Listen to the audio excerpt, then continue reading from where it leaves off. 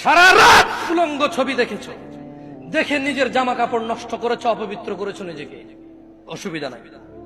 গুনাহ যা হওয়ার হয়ে গেছে, গুনাহ নিয়ে পড়ে থাকলে চলবে না।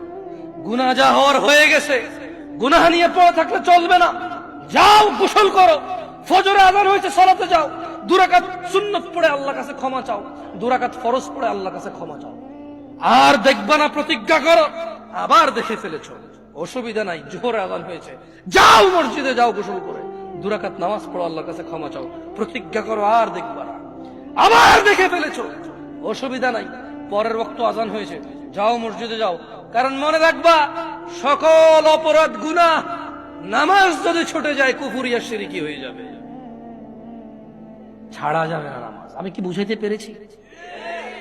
তোমরা কি, আমি যে জন্য আসছি, আমি কি তোমাদেরকে কোনো মেসেজ দিতে পারছি? পারছি তো? তাহলে এবার আমি বিদায় নেই। জাযাকুম।